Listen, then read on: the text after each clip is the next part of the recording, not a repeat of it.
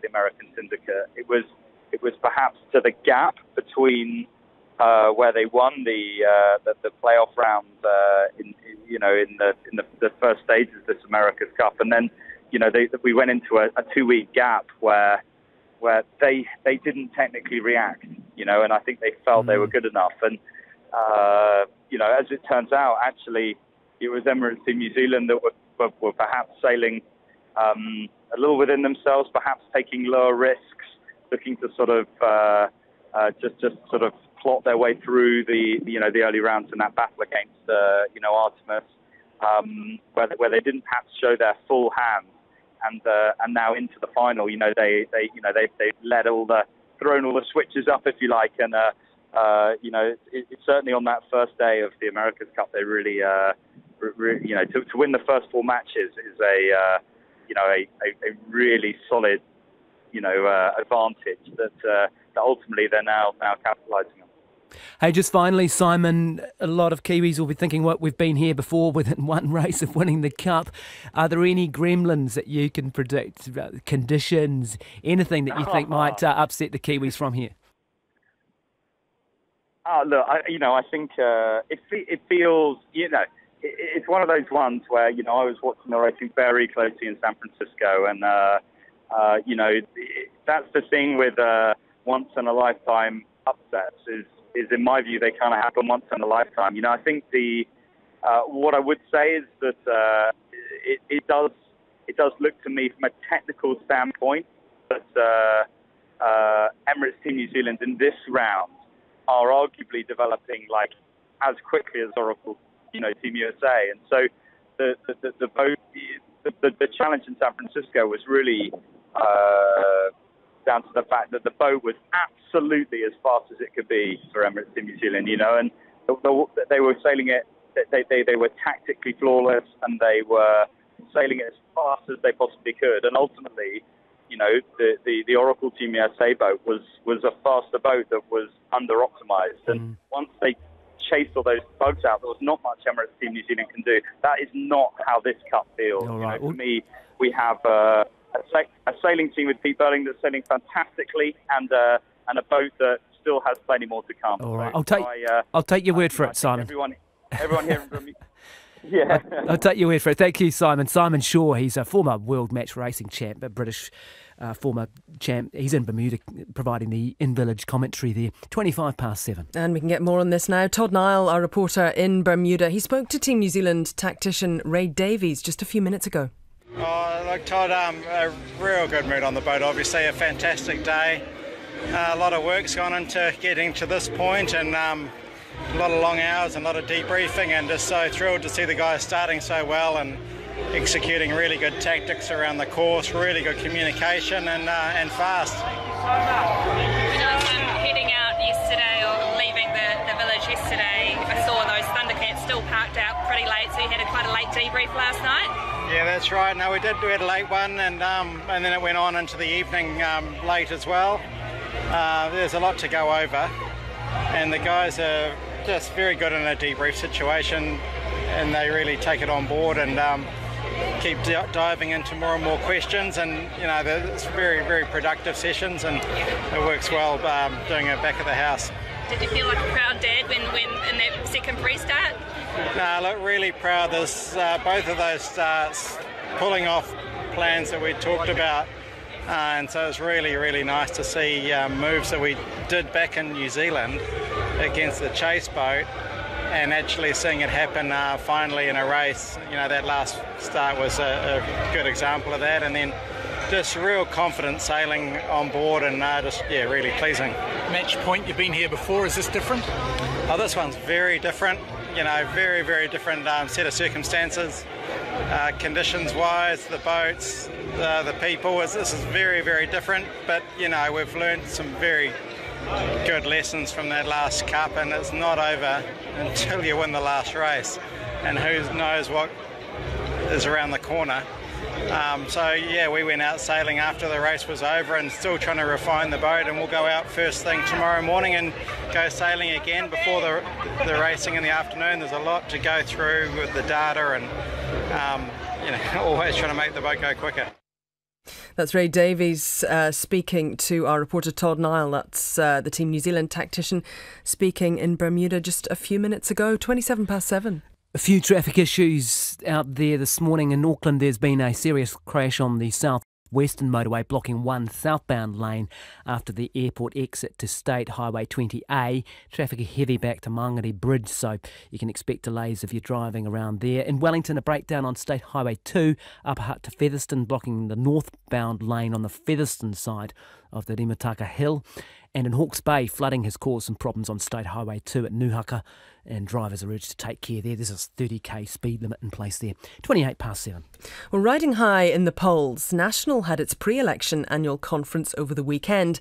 But there's one issue which is continuing to dog the Prime Minister Bill English, and that is Todd Barclay. At the centre of the issue is how much did Mr English know, and why does his story keep changing? Well, Bill English is in the Wellington studio now with me. Good morning. Good morning, Susie. Do the tapes exist? That's been the subject of a 10-month police investigation. What's your understanding? Well, what we do know is the same understanding as everyone else, is at the end of that time, they decided not to lay charges with respect to the allegations of an offence. Have you sought to clarify, though, with Todd Barclay whether these recordings do exist in the first place? Because he offered to play them to you, didn't he? I reported from the conversation I had with Todd Barclay, discussed it with the electorate chair, the relevant party official, and then participated in the police investigation. Bear in mind, the circumstances around this were all subject to a confidential employment settlement in which I had no role. I was not a party to it, so whatever agreement was reached around the employment dispute and whatever allegations were made around recordings are subject to that confidentiality, and the parties haven't told me what it was, and so I don't know. I think people do understand that this is something that you are essentially not directly part of. Nonetheless, though, you did say over the weekend that Todd Barclay offered to play these tapes to you. That would seem to confirm their existence. Why was it you didn't want to listen to them? That matter was on the public record. I referred to the fact in the police statement that I had not heard the tapes. I understand from material released through the media, statements were made there about exactly that issue. So there was nothing new about that. Yes, but why was it that you didn't want to listen to them?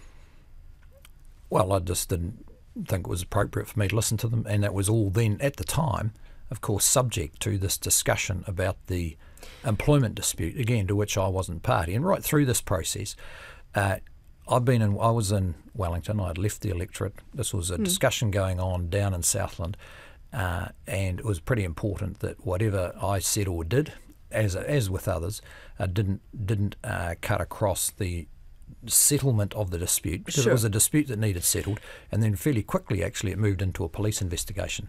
Have the recordings been destroyed? I don't know. So you don't know if they still exist? I don't know. Did you advise Todd Barclay to delete them?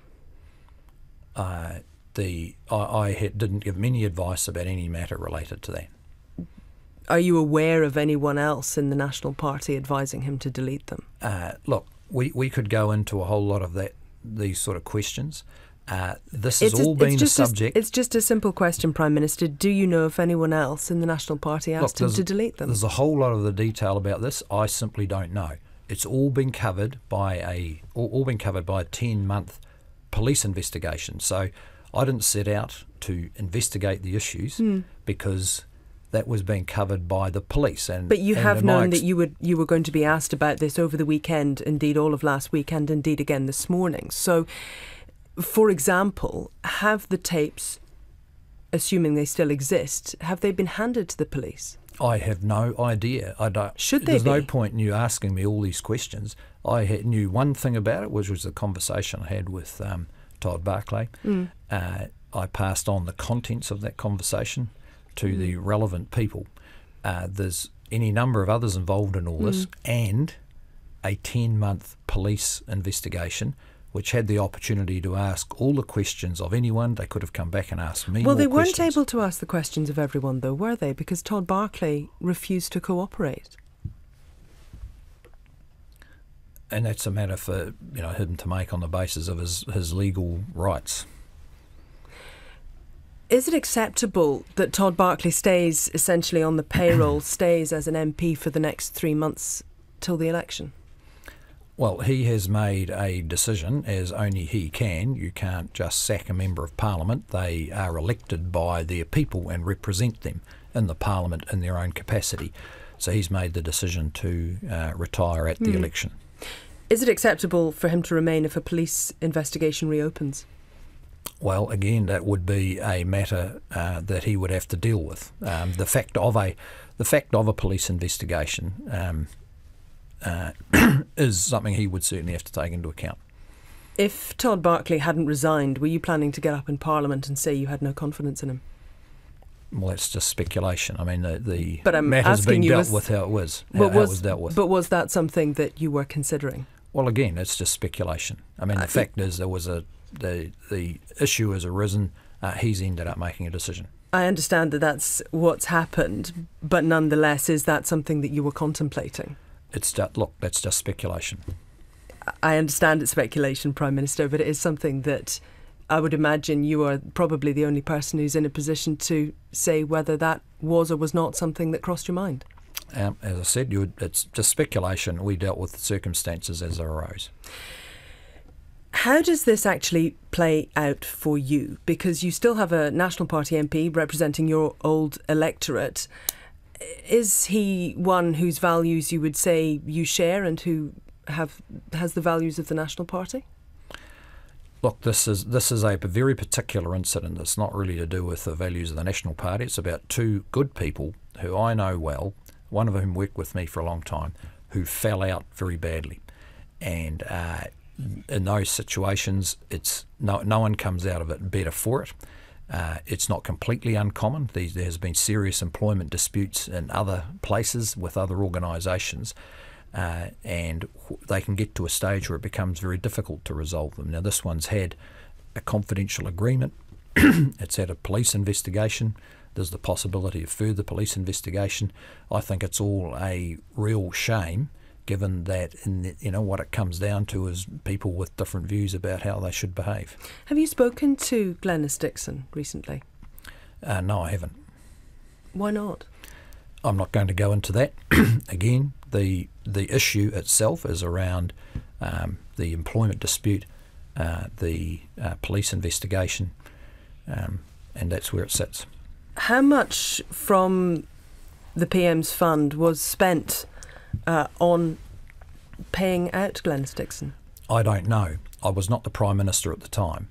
Had no official role. I was not a party to the dispute. The settlement of that dispute is confidential. No one's breached that confidentiality, and they'd have faced serious, with respect to me, and they would face significant issues if they did. You've portrayed yourself and have been portrayed as a politician with a conscience. Has this been the worst week for you?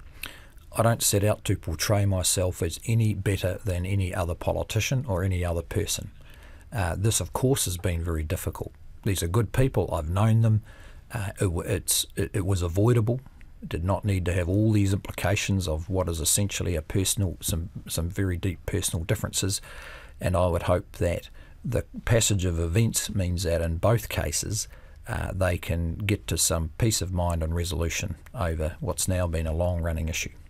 Thank you very much for your time this morning. Bill English there, the Prime Minister. It's 24 minutes to 8. And coming up before 8 on Morning Report, less for more. The Postal Workers Union is unimpressed by fewer and more expensive fast post deliveries. The All Blacks pummeled the Lions in the end, but it wasn't one-way traffic. We'll get both sides of the story. And Kaikoura fishermen blame tourists for threatening the future of the region's famous crayfish. Now the headlines, here's Nicola Wright.